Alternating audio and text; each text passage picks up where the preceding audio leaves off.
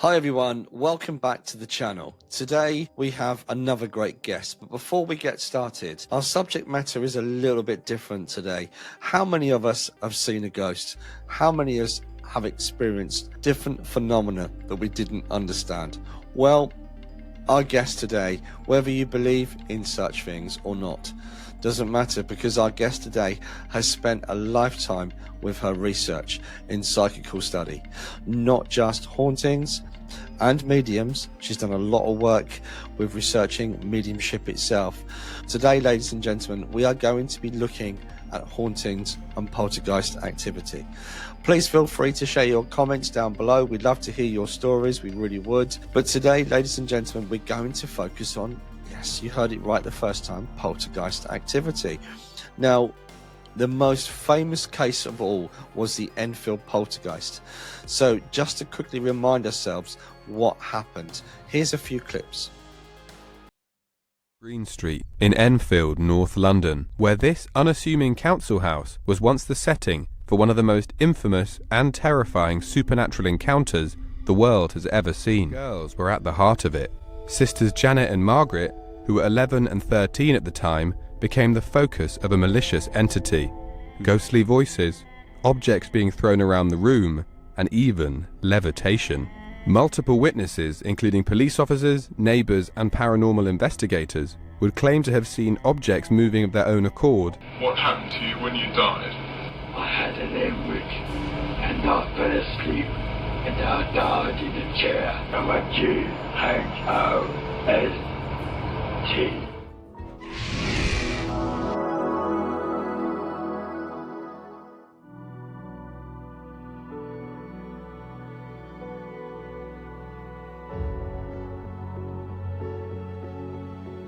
Everybody, and welcome back to Spiritual Talk. My guest today is the brilliant Trisha Robertson. Hi Trisha, and welcome back. Nice to see you, Paul. It's good as well. Thank you for agreeing to come on, because we want to focus on one specific subject, and that's the Enfield Poltergeist. Rather than me just trying to explain what you've done about your history, can you tell people at home what it is and the research that you've done? I can. I think what Paul actually means is I'm quite old. I've been looking at this. I've been looking at this for 40 years minimum. Yeah, 40 years. And first of all, let me quickly explain. If you'd asked me 45 years ago, would I ever be doing this, I would have said no, because I'm a maths and physics teacher, and was no interest in any type of religion, because in fact what we're talking about, psychical research, which is looking at these things, has got nothing at all to do with religion, any religion. Or in fact we could put it the other way and say it has to do with every religion. It's the sky is blue, the grass is green. These things happen. When you physically die, you don't. Your consciousness continues. And that is what psychical research is, pursuing evidence that may help us to understand what happens to us in life, who we really are, what is inside us that makes us the real us. And it doesn't matter what age you are, if you're 2, 40, 50, 70. And believe me, as you get older, you're the same person that you were when you were 20. That you inside you're exactly the same, and that is this part of you that lives on. And as I say, I'm rambling now, but how did I get into this? Everybody asked me that. I don't know, so we'll pass that over. Just an intellectual interest. But over those 40 years, I have looked at every kind of case to do with paranormal. I've sat with mediums, I've sat in circles, I've done everything like that, and I was not kind of a founding member of the Scottish Society for Psychical Research. I came in just immediately after Professor Archie Roy, and eventually ended up as president of that esteemed society. I'm also a member of the SPR in London, which has been going since 1892. And I've given many lectures there. In fact, Archie and I together have got many published papers in peer-reviewed journals. So we're not just playing at this thing. And we also founded a thing called PRISM, Psychical Research Involving Selected Mediums, in which we try to fashion experiments to gain some more data about these things. And we have 3 published papers, which nobody will be interested in because it will bore you to death. But trust me, everybody still keeps talking about them because we showed beyond a shadow of a doubt that good mediums can provide excellent evidence to sitters if this work is done properly. So as far as I'm concerned, I don't take anything to do with major skeptics because they don't know what they're talking about. Yeah. So for all of these years, every aspect of psychical research, not just mediumship, it's different forms of, well, anything you like, near-death experience, reincarnation, obsession, possession, all sorts of fascinating things. And because the subject broadens out, it doesn't get less. It becomes more and more fascinating as time goes on, and I never get tired of it. So today we're going to, as Paul said, going to look at aspects of the Enfield Poltergeist and possibly poltergeist in general, because I say there is, in my books, there is no such thing as a poltergeist. They hold the bus. There is poltergeist activity, but a poltergeist itself is not a thing. It's not, you can't go, oh, look, there's a poltergeist. It doesn't work like that. If you see something, it's an apparition. If you've got a haunting coming through walls, it's a haunt. And here again is one of my soapboxes. We suffer very badly from definitions. You can never say exactly. And there are many cases in my book which have got aspects of them all: apparition, haunt, movement of objects. We mostly consider poltergeist to do with movement of objects. Anywhere. It could be in a house. I've got some in restaurants. It can be anything. In fact, I've had cleaners have left restaurants because they keep hearing their name being called and things being moved, and they leave because they don't understand it. Understandably, right enough. So the poltergeist, the term for poltergeist, is really centered around physical activity. So if there's a haunting, I would say so. Yeah, and there's physical activity. It makes so much sense when you put it in that way. Once again, don't draw that line between a haunting and poltergeist activity, because often they go hand in hand. The person's trying. What basically happens to everybody listening, when somebody dies, that they're either very fond of you or you're very fond of them. Now, this is a double-edged sword. The people that try to come back and let themselves known come back for a reason. I'll give you one of my cases on that in a minute or two. But this begs the question. The person that's grieving says, but why did so-and-so not come back to me? And I can't answer that. It may be that there's such. See, we're all energy. All of us are energy. And we cannot define the energy before anyone goes up in that. We don't know. It might be some kind of quantum energy. We don't understand. And I said might. But everybody vibrates, and that's the wrong word as well, at a different frequency. And it may be that your loved one has gone up so high that they can't come back to talk to you. So if the person you really want doesn't come back to you, it doesn't mean they don't like you. It means they've gone beyond, and eventually you will hopefully join them at a later date. You've always got to be careful in these things, Paul, of being very sensitive to people's feelings, especially in this day and age where we're all driven loony by COVID, restrictions, control by governments, big pharma. We're all very, very fragile, all of us, and very, very needy. So, but your loved ones are always there, whether they can get back to you or not. It may be the grief stops them from coming through. That's quite often they'll give information to a third party to give you because it's too much for you. Anyway, I am moving, but it's all part of the same thing. It's all one thing. And it's so fascinating because on that topic alone, I remember doing an online demonstration, and I brought through parents of a lady that she'd been to medium after medium, and her parents hadn't come through. And it was a church service online in America. And this lady came in from Scotland, and I brought her parents through. And she said, the message I got was, they're sorry it had been for so long for them to come through. It had been over 20 years, she said. 20 years she'd heard nothing Mhm. from them. So it Mhm. does, there's so much Mhm. there that we can't get our minds around. But can we Absolutely not. come Absolutely not. can we come back to the in 1977, I believe it was on the 31st of August, the Hodgson family in Green Street in Enfield started to report some strange going-ons. Now, it was an interesting case because it was well researched. Am I right in saying that? Because I know Morris was It involved was in that. extremely, it was extremely well researched. And this brings me to another point, a general point for everything. When anyone reports anything to you, you have to look at the quality of the people who are telling you the thing. Morris Gross and Guyline Playfair. Guyline Playfair was a highly educated man, and Morris Gross had a very, very good intellect. Certainly, Morris had lost a daughter years before, who was killed in a motorbike accident. So he had a bit of a motive for seeking. That's what started him off looking, but that Yeah, doesn't make him biased. no, Morris was an inventor and has invented many things that you nowadays you see those billboards advertised where the slats change round. Morris Gross actually invented that. So he was nobody's fool, and yes, Guyline Playfair was certainly nobody's fool.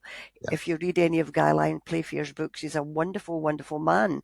So these two people investigated the case, and they were so compassionate to the people there that they took turns to stay with that family for a year to try and help them with, yeah, with what was going on. Now that's what you call dedication. yes. And so yeah, we'll take it from there. Yeah, so I know guys at home would have seen potentially some of the stuff on YouTube, but there is some misunderstanding about the Enfield Poltergeist, and there's been a lot, and there's always going to be skeptics in life, Trisha, isn't there? There's always going to be people that want to put it down. There was an interview I saw with one of the sisters on I think it was Good Morning, one of the breakfast shows, and there was a skeptic, and she basically, although there was a gentleman there from the Psychical research organization, he said, I mean, about the amount of investigation they went into on that particular case, Mm-hmm. and the recordings as well, never been caught before. The voice coming from behind Mm-hmm. one of the sisters, and she No, just it came through her mouth, Paul. did it The really. voice came Okay. out the girl's mouth. Yeah, Wow. it used her Wow. vocal cords. Because Morris I've heard it. I mean, I've heard the recordings, all of them. And as Morris said in the very beginning, when this started to come, it was raspy. And Morris thought if she continues to do that, she's going to actually hurt her own vocal cords. Yeah. No, it came right through her mouth. Yeah. That's pretty amazing, and very frightening. I can't imagine what the girl herself would have gone through. Whether was she even conscious, Trisha? Did they know whether she was conscious of what was happening to her? Shall we say, I'm trying to use a politically correct word nowadays, she wasn't of the highest intelligence. She maybe had a slightly lower IQ than Okay. she should have for the age that she was. So she just took it in her stride, basically. And she would call him Mr. Gross all the time. No, I've heard every bit of the recording. I've heard it umpteen times, and there's no denying. And to get the voice, we're possibly moving on too quickly here. When it started, all sorts of things were being reported. There was furniture, large pieces of furniture being Yes. moved all over the place. Morris himself was nearly hit by a huge armchair getting flung across the room at him. There's a picture of him with his hair. And now it never ever hit him. Nothing ever hits you. And somebody will say I'm wrong there, but nothing major ever happens. Morris has seen so many things moving himself, and I think Guy did as well, but certainly Morris was nearly hit by a chair. And they both saw large pieces of furniture on the landing being moved, on its own. So there was lots and lots of movement of objects. All of these things were happening, and then they began to, as Morris said at one point, some people from the SPR in London came along. They said, come along, see what we're doing. First of all, they wouldn't come, and then 2 or 3 of them came along, and while they were in the house, they heard a dog barking, and Morris said, "There's no dog in this house." And instead of investigating, but the barking noise of the dog was coming from the girl's voice. But they wouldn't listen to that. They didn't want to know, etc., etc., etc. So eventually, Morris, being Morris, very doggedly said to the voice, it's going, I can't do the dog, obviously. Yeah. You hear it in the tape. And then Morris says to the voice, to the girl, "Well, if you're so clever and can bark like a dog, why can't you say my name?" Woof, woof. And then he said, "Go on then, you're so clever, say my name." And it started with ma, ma, ma. And then more, more. And eventually he got it to say Morris. You can hear it clearly on the tape. Absolutely. And Wow. from then on, they could have a slight discord, of course. And Morris would say to him, "Why are you?" The girl was been frightened in bed because she could feel somebody lying on top, not in a sexual way, lying on top of her. Yeah. And he said, "Well, why are you frightened?" I've forgotten which girl it is. Why are you lying on that bed? And he went, "Well, it's my bed. I was here before her." That was the kind of logic. He was just a very, very ordinary kind of working man. Yeah. And so he was certainly, I'm saying that energy was certainly there, and it could speak intelligently. I'm not saying that was accountable for every single thing that happened, because once these things happen and you get a negative energy building up, it seems to me that more negative spirits can latch on to that energy and do some of the other things. And there is no doubt whatsoever there's a lot of tension within that family. It was a mother with her 2 children with very little support in a council house. Yes. Why this should be a catalyst and a feed for these things to happen, I don't know, and nobody's going to ever give you an answer. The man doing all of these things was only part of it. And really, quite frankly, I don't think there's really even now a rational explanation, only that these pieces of phenomena happened. In the one where the girl's flung out her bed across the room on top of a chest of drawers, it was caught by, I think it was BBC cameras, but it could be wrong. They set up cameras to try and get some of the phenomena on tape. Now, the other thing I should mention is, it wasn't only Morris and Guy that was there for a year. They had policemen. Yes. They had lawyers. They had cameramen of all kinds coming in to photograph all sorts of things going on. And the lollipop woman one day saw a cushion materialize. They call it an apport on top of the roof. It went through from their roof, just suddenly on the roof that it was there. And the people next door got apports through the wall into the house next door. Now, there was so much phenomena, people don't want to believe it. Yeah. And I'm not saying that all of that was caused by, we'll call him Bill. I think Bill was his name, because I just don't think it was all him. I just think it was this potpourri of negativity and mischievous spirits getting into that and just getting into the act. But they did their very best to support these people through it all. And there was never really, I don't think there was never really an answer. But the phenomena happened. And the clincher of all was that they never put in documentaries is, once Morris got Bill to speak, he said to him, "Why are you here?"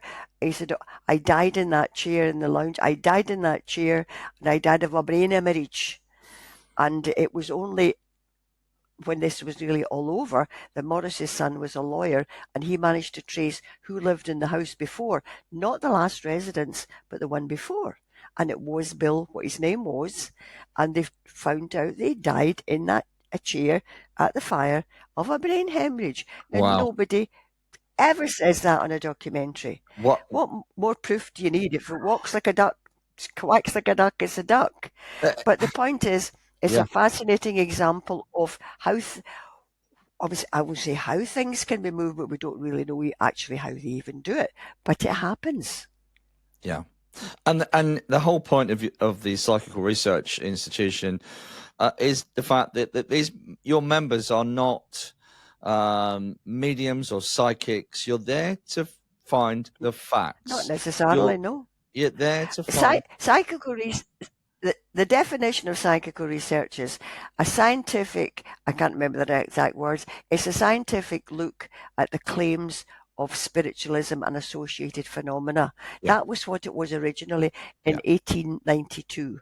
In fact, it's just as scientific as possible. I define it better in my books, actually. It's a way of looking at it. When we go to a case, we do not take any mediums with us on the first call at all, because half the time you don't need them. You can work it out for yourself once you find... It's a bit like social work, really, you know, when you go in and find out what's actually going on. Yes, makes sense. They never really got to the bottom of the whys and the hows, but you can be bloody well sure it happened. Yes. And it was genuine. Now, Morris would say to me, the girls did try to fool you sometimes. Yeah. They weren't the brightest of the girls. Yeah. And they would say, "Oh, Mr. Gross, there's something funny under that tape recorder." And Morris would go, "Oh, really?"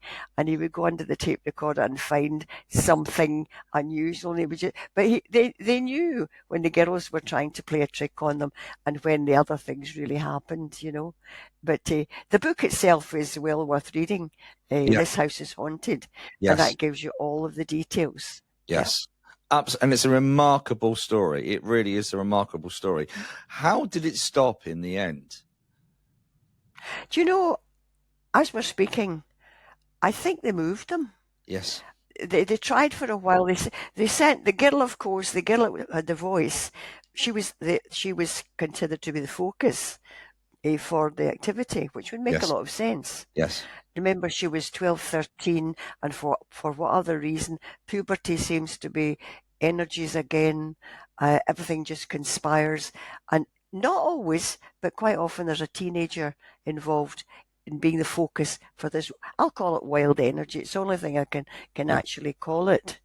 They took her away to live with somebody else and minor things happened there. I think they just basically stopped when they got them all moved somewhere else.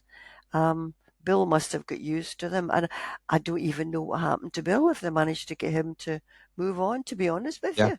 There's not always an answer, you see. It's not just a beginning, a middle, and an end in these things. Absolutely. I can give you a case that does have a beginning, a middle, and an end, which is much more satisfactory. Yes, please. Simply, yes, please. One of my cases, and Archie's, you got to remember Archie Roy was a generation older than me, and he was quite deaf. And I would drive. So Archie Roy was the credibility factor when we went anywhere. You know, and we never know how people get hold of us, but they did. Yeah. And I would drive, and it was a place in Motherwell, actually, and it was a brand new housing estate, absolutely brand new housing estate, and all we knew was there was funny things happening in this house. So we find the house, and without sat nav as well, and we got to this nice new house, and we went in, and the first thing you're observing, there was a youngish woman. I would say she was maybe 24 or something, and there was a 6-month-old baby in a pram in the house, and the guy was a great big guy, very nice in this brand new house. And the story we got immediately was that it was in the lounge. There was a staircase in the lounge it was weird. It was to the one side and it went up to upstairs. So they sometimes put the pram at the bottom of these staircases, and the baby would look up and smile at somebody and grin all the time at whatever was going on at the top of the stairs. Now, first of all, they didn't like that, but they chose to ignore that. That never happened. Various things happened that I'm not entirely sure about, which she chose to ignore until one night. The staircase is this side, this particular wall here. So we're over at this wall where there's a fireplace, and it's just, there's no windows with a draft or anything. Now, when children are born, they get an enormous amount of toys that are unneeded except for the parents. So in the corner of this room, beside the fireplace, was a pile of like toys, cars, all sorts of things in this corner which were stashed there for the child when it was older. And one night they were sitting either side of the fireplace over here, and they heard this funny noise. The baby was sleeping, and they heard this noise like turned round to see what the noise was. And one of the toy cars that was sitting there had been wound itself up and came right across the wooden floor in front of them, in front of the fireplace. So they pretended that didn't happen. And then they had another one, and another one came right across in front of the fireplace. And the man, he ran up the stair, went to his bed. He didn't want to know anything about it. So they kind of forgot about that as well. That was something else. But the pièce de résistance, when they called us, Archie used to call us Rent-A-Kill when they couldn't get an answer from anybody else. Who are you going to call, Ghostbusters or Rent-A-Kill? I've had quite a few newspaper articles with Ghostbusters, Trisha Robertson. It's a horrible word, absolutely hideous word. So anyway, the pièce de résistance was same corner, same fire, and as well as the toys there was a helium balloon and a big tall string, big balloon at the top. Now, trust me, we tested. There's no drafts, there's no windows, there's nothing could do this, right? So they're sitting one night and their attention was drawn to the helium balloon, and it started to go. I'll use this hand because I'm right-handed. The balloon had started to go round and round, and it got bigger and bigger and bigger, and they were looking at it like that. And every time it went round a revolution, it pulsed with light. It was like, wow, getting bigger and bigger. I think she said it was a blue light.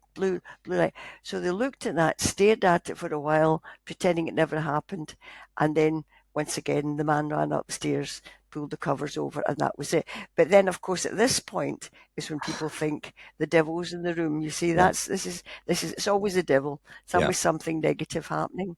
So that it was then that they called in Rent-A-Kill, myself and Archie. So, as I say, when you go in, you've got to try and find out what's happening in the house. There's no plan for this. You just have to go and listen. And listen more than speak, because you don't know what's going on.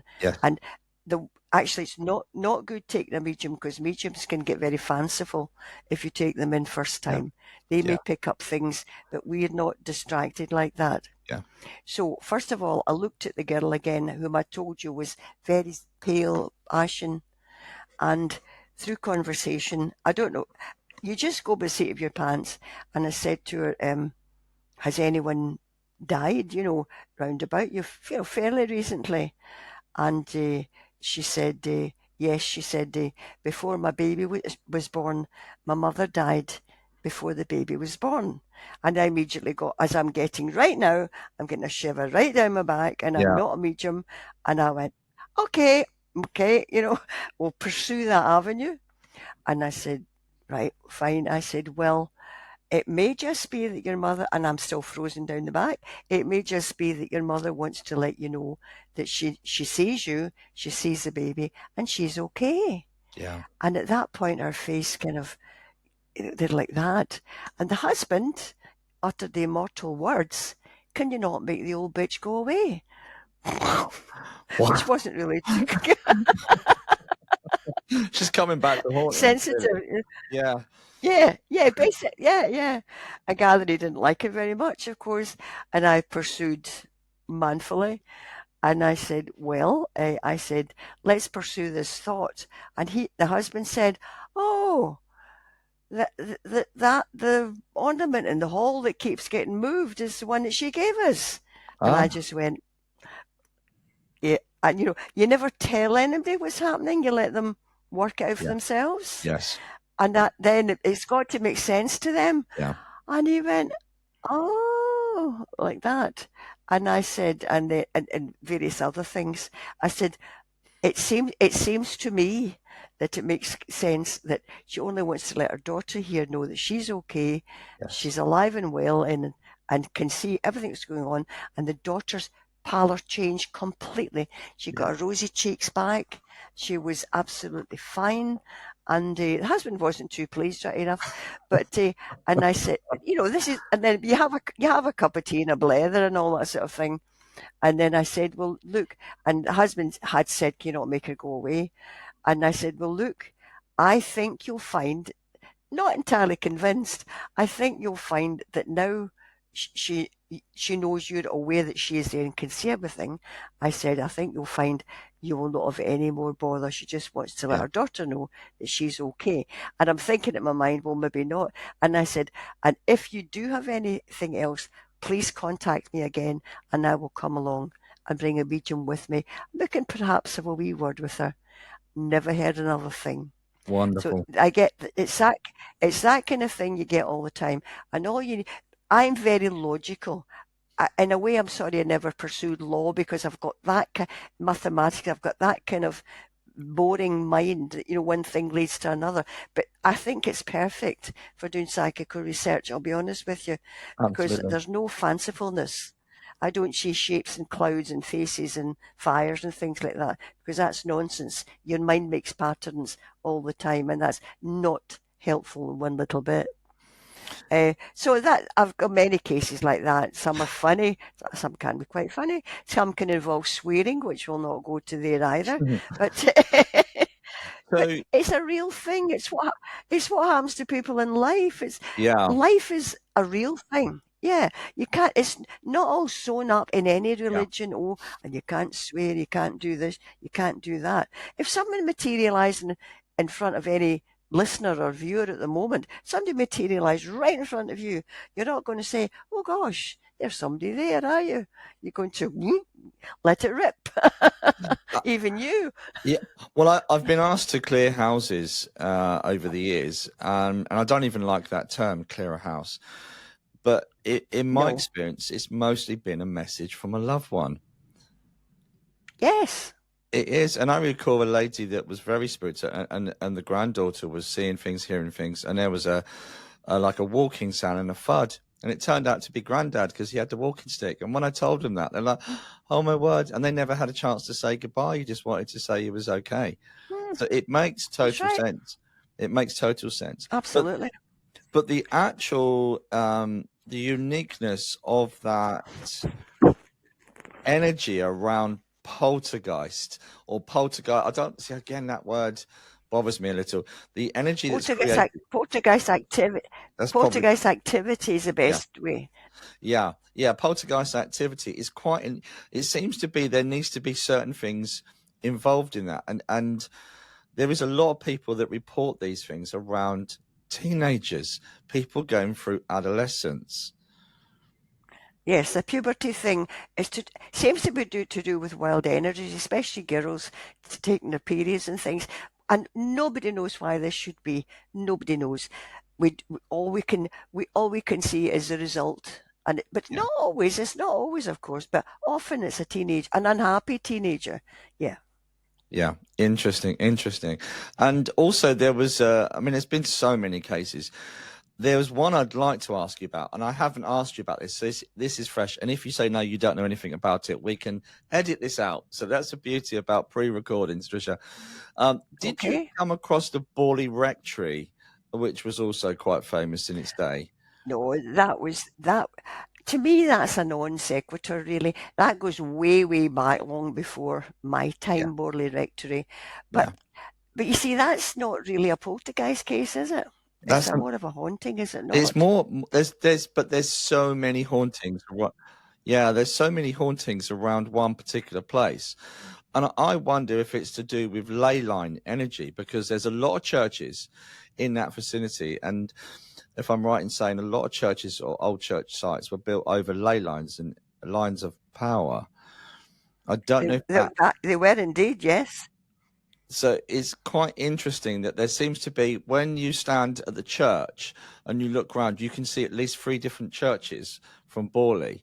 So I wonder if there's some kind of crossover of energy that then creates the reality. I watched a BBC documentary where a gentleman was doing a paranormal research there, and he saw the nun for over 9 minutes. And there's supposed to be a nun that haunts the rectory there, but there's nowhere in history they believe there was a monastery there, but there's nothing there. There's nobody can work out where the nun has come from. But it was always around. Well, do you know this is this is a different thing. This is not poltergeist. Yeah. You're quite correct. Ley lines are want back to the energy again. And the oldies they would always build churches on ley lines because they must have felt some kind of spiritual connection. You also get a lot of these things where things are built in water over water. Yes. Water seems to be a catalyst for you to see these things, but you've got to realize that none's not really there. It's not the same as poltergeist activity. It's you're seeing what happened it's as if the water and the ley lines hold the video. I'm trying to think of the ABBA thing in London. Yes. You've got holographic lines building up a picture of ABBA. They're not really there. And that is when you see these, what's the word? They're not even residual. They're not even there. You're peeping through the keyhole and seeing what happened there in the past. And a lot of these ones in nursing homes are people have been there and their energy's been left and they do the same run through the same wall all the time, but the spirit of the person is not really there. Yeah. There's two things when you see an apparition. Can you interact with it? Can you not interact with it? The likes of the nun, I would bet you could not. You could just see what was there it's a peek into the past. It's what was, and the image might be held there by the ley lines might help to hold that, or indeed if there's water, or other reasons that we don't know with this quantum entanglement. But the actual spirit of these people is not there. The essence of them is not there. It's just like looking at a film or a video of Elvis Presley singing. He's not there, but you can still see him in the video. And that's exactly what the gentleman said. She was there for over 9 minutes. And the guy that was next to him, he's a complete skeptic, but he picked up a stone and threw it at her and it went straight through her. But she just wasn't looking at them. She just wasn't. But she wasn't there. No, she wasn't. We can't know. It's only an image. It's I want to call it a digital image. If somebody will pick me up on that, but for our purposes, I'll say it's a digital image. It's not there. It's like when you see the films like Ghost and that, which is actually very well done. When the ghost image is there and somebody tries to put their hand through it doesn't affect them because they're not in the same space and time. We don't understand space and time either. Yeah. All we can do is observe what's actually happening. So it's not this. It becomes more complicated as you go on. Rather, you can't say you do that, and that happens. It doesn't work that way.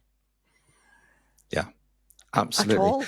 At all. From a scientific point of view, in terms of mediumship, how are mediums able to communicate with that unseen world?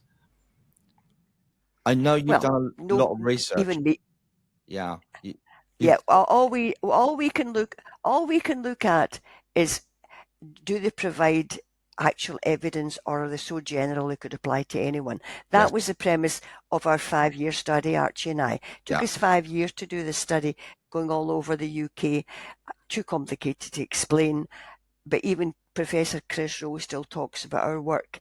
Nobody has ever been able to really criticize the work Archie and I did, because everything we did was triple blind. The mediums could not see the sitters could not see the medium, and it was all done with with different rooms and microphones, etc., and statistics. But the statistics were so out of this world that there's no doubt about it. After 1,600 points in a graph, you know what I mean, after all the work we've done. But once again, you see, the problem is, I in most cases knew what mediums to use, who possibly be good. But I'll be honest with you, when Archie and I designed the experiment, and it was actually my idea, but Archie, of course, refined it. Yeah. We didn't know if it was going to work. We hadn't a clue if it was going to work. But very quickly, if people want to know, we would find a venue somewhere. We didn't even need to go to the venue. All we needed was 2 rooms and a microphone to speak from one room to another. Yeah. The people would, they would then gather an audience of no more than 40 people because it's too cumbersome. Yeah. We didn't know who the audience would be. Archie didn't know who the medium would be. I would bring the medium.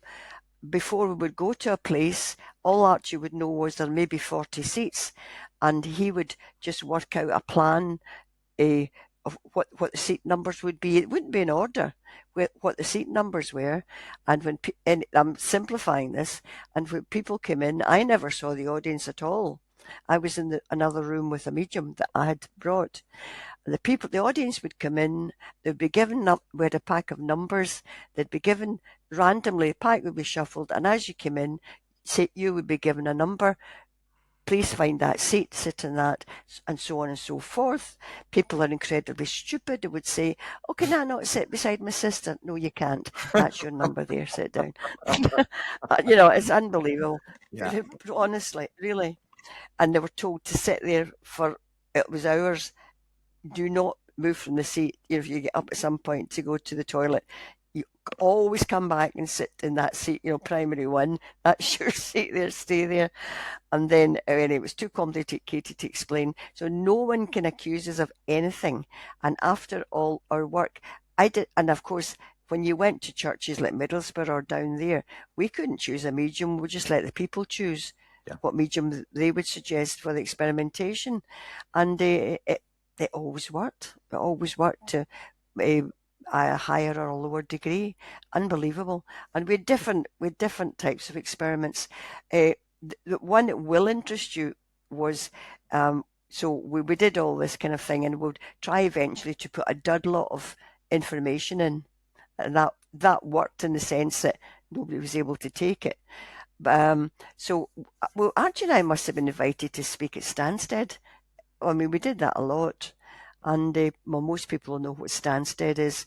So we told them that while they would like to run an experiment, and they went, fine, great. So in those, they had a photocopier in the place, which was really good. So what we did was, I would stand up at the beginning, and it was just so lucky that there was 24 people, there was 48 people in the room. And the room, the library was divided down the middle. There was 24 people here, 24 people there. And I thought, that's absolutely perfect. And I had made up sheets of mediumship information, but I'd taken information from previous sheets, like, your father's name is William, he had a red beard, all that sort of thing, and made up plausible things that people would take to give to the audience. Yeah. And I told them that I have one person in this room has been chosen to be the recipient of this message that I have been given, which was a load of rubbish. I'd made it up, right? So I said, now everybody will get a paper. I don't want you to show your paper to the next person. You will either have an R at the top of a big red R at the top of your paper, or you'll have NR. R means you are the recipient. Let no one else see that paper. And if it's NR, I want you to treat all the information there, it was statements, as if you are, even although you're not the recipient, I want you to take everything that you can possibly take, even although you're not the recipient. And I'm making this very, very short. So what I did was, once I saw the numbers, I photocopied 24 sheets with an R on them and 24 sheets with an NR on them, and like an exam, I gave them, face down, they all got a paper, and I said, now don't turn over your papers, school teacher, until I tell you. I said, now, do not let your neighbours see this. So they're all like this, looking at their papers. But everybody in this site had an R, and everybody in this site had NR.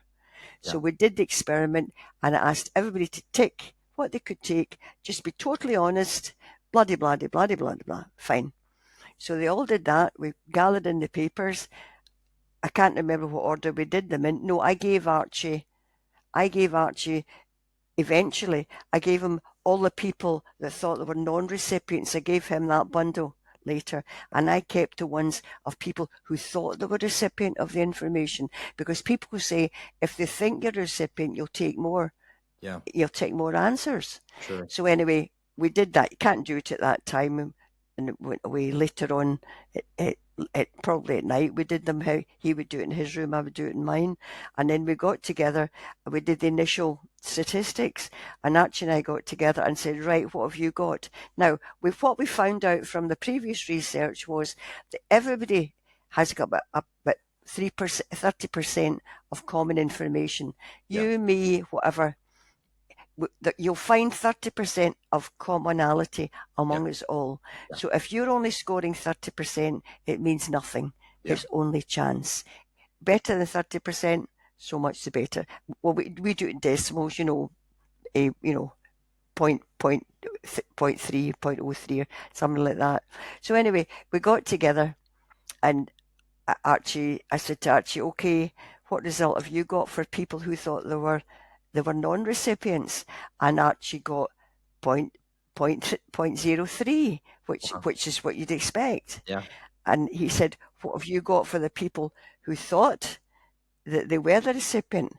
I said, I've got 0.29. The people who thought they were recipients actually took less than the people who thought they were non-recipients. Wow. So then we had a lecture later on, and I said, I want to congratulate you all. You all did beautifully. And I told them the trick we'd played on them. I said, so nobody, not one person, took more than 30% of the information, because there was no medium at work. Yeah. It was things that I had made up from others. So that sort of negative is a great yardstick. It's a great leveler. So, and it being in Stansted, nobody said, oh, I can take all these things. Yeah. So that in itself, although it was negative, it was a good negative. But anyway, after all the work we did, and we did all the statistics, we nullified the hypothesis that all medium statements are so general they can apply to anyone, with odds of 1,000,000 to 1. Actually, if we'd used only the best results, it would have been even higher. But to be honest, we put everybody's results in, and 1,000,000. So it's 1,000,000 to 1 against it being chance, and that's huge, huge in scientific terms. Yeah. And that's extremely boring. Most people are probably sleeping by now. But anyway, that was the work behind it. But I find all of the phenomena and everything, I find it fascinating, absolutely fascinating, because you've always got to look at the whys and the wheres, and you never know what's round the corner. You'll be the same yourself if you go to people's houses. You just have to be careful you don't jump to conclusion when you go in. That's the worst thing about taking a medium is, you don't want them to go off on a tangent and make it worse, because you can make it worse. So can I share quickly a story I heard recently, and it made me quite upset, and I advised the client to go to the police, where a medium went around the house, and he picked up, because she had this experience where she woke up one evening and there was a phenomenon in the bedroom. There was a light, there was something coming towards her. Now, she just lost her husband. They've been married for almost 60 years. The love that they share, he's going to, from my opinion as a medium, he's going to want to try and say, look, love, I'm okay, I'm here, it's fine. In my experience, that's what I've been aware of. Now, unfortunately, this medium picked up on the fact that where he grew up, where he lived, he was around the Cray brothers. Now, he had nothing to do with the Crays. He was just in that area, and he grew up. He was a very hard-working man. He loved his wife. He was very loyal, hard-working, loving family, daughters. And do you know what the medium said to him, Tricia? So it said to the lady, he's evil. I'm picking up the fact that he was surrounded by evil. You need to burn all the photographs, all his possessions. Thankfully, she didn't. The daughters intervened. But that's the kind of stuff that we are faced with. So, which is again Unfortunately. another inspiration why I create these podcasts, to educate people and help people and to empower people. Exactly. Well, I had one, not exactly, actually nothing like that, but the same, but different. It was, and once again, you've got an advantage over me that you go and you've got extra sensitivity. I've got empathy. I know I've got empathy, but I'm not a medium, right? So, was it Archie and I, or was it? I think it was Archie. Sometimes I took somebody else. No, I think it was Archie and I, who was pretty deaf by this time, and it was in a nice place called Old Kilpatrick actually. Nice, once again, a nice house, and it was a lovely girl, 30, maybe about 30 or something like that, and because we don't know why we're going. We never ask. They just say there's something. It's like there's something strange in the neighbourhood, There's something odd happening. Can you come and talk to us? That's all you can do.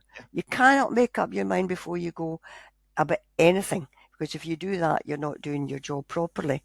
So we went into this very nice house. Can't remember if we had a cup of tea or not. And this girl, she said, I think we had a cup of tea, and then of course she said, I said, now what seems to be the problem? She said, well, 10 years ago, or whatever it was, I can't remember, say 10 or 12 years ago, she said, I was pregnant and I had a baby boy, and I had him in the hospital at York Hill, and he died, and he was born and he died. And I said, oh, that's a shame. She said, but after he died, they phoned me, and I didn't know what to do, and they said, would you mind if we use part of his organs as an organ donor? And she said, I must have agreed to that, but she didn't actually remember doing that. And so I'm wondering where this is going. And she said, yeah. And I said, oh, it's a shame. She said, just the other morning there, she said, I got a phone call from the hospital to say they were now finished with my baby's body, and the only part that they used of him was his brain. Wow. And did we want to make arrangements now to have the body buried? And well, I thought, first of all, that was absolutely awful. So be very careful if you're leaving organ donor parts. Okay, that's that wee bit, right? So all of these years, and I think she did believe in spiritualism, but she said, I'd never ever heard anything about him. She said, so I got a medium into the house. Well, a medium, whoever it was, right?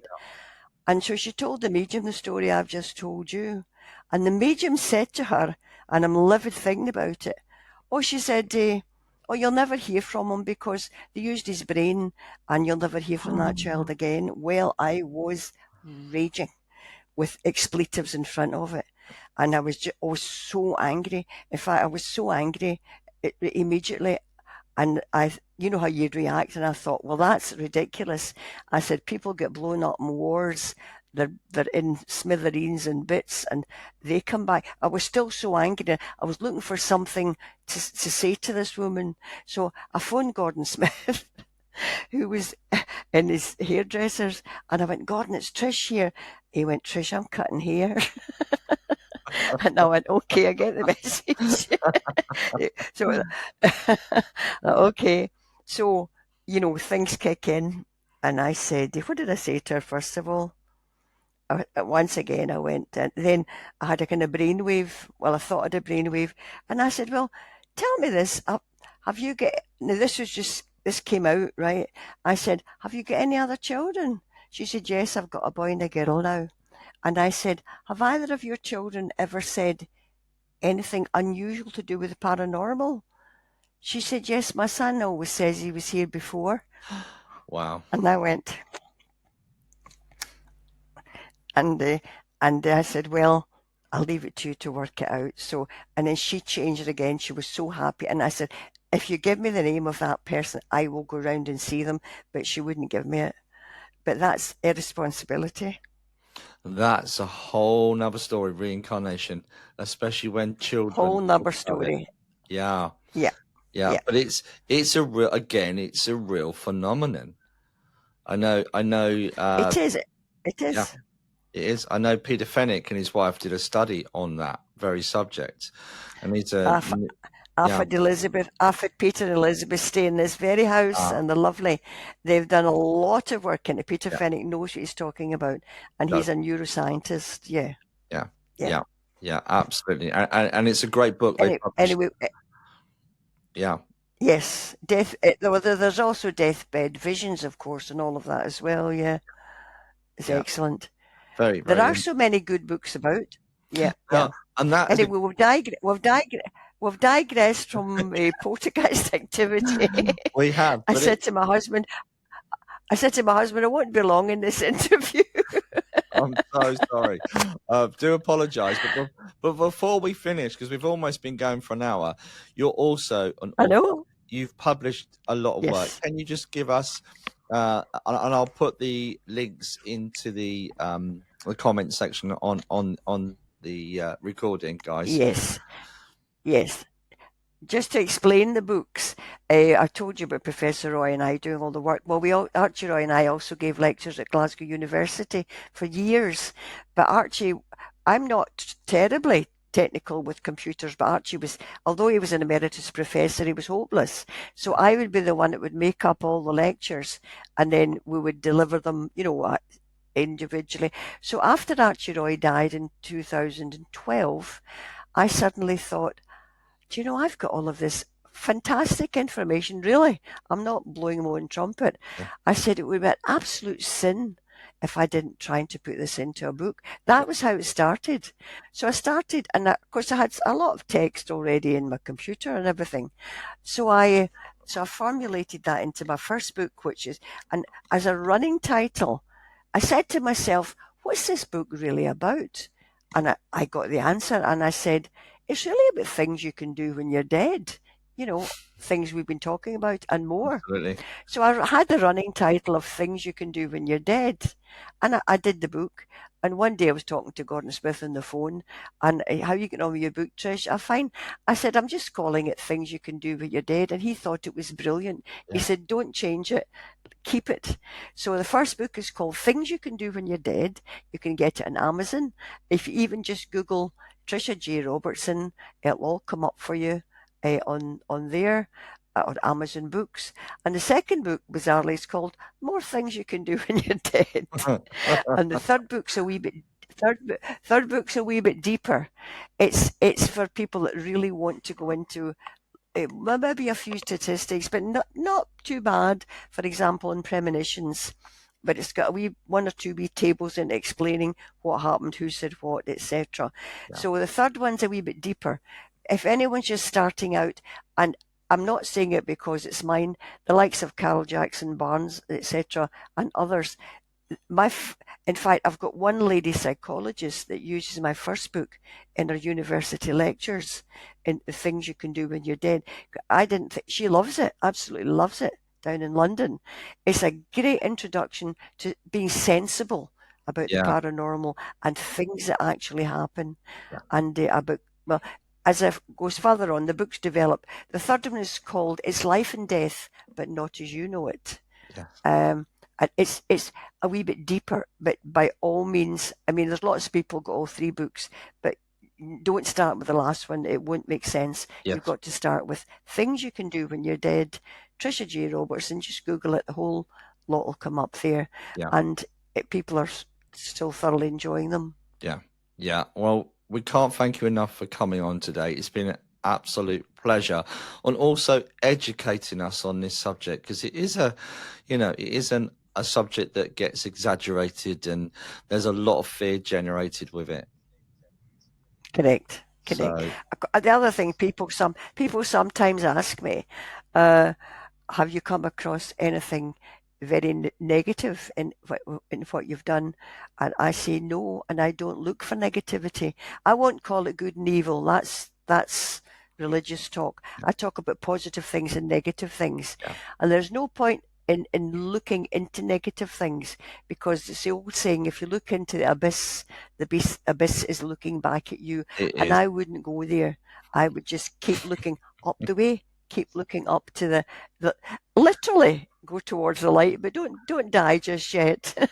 Our last guest, Philippe, he said the same thing. If you keep your energy up, this stuff down here doesn't come near you, and it's absolutely true. Yep, It's correct. absolutely true. Absolutely true. If you're a good person, you're a good person. It's as simple as that.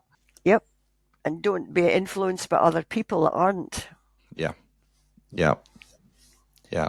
Trisha Robertson, thank you so much. It's been an absolute pleasure to be in conversation with you today. I enjoyed it myself. Well, let me know how things go, Paul. And bye, everyone. Hope you get something from it. Thank you.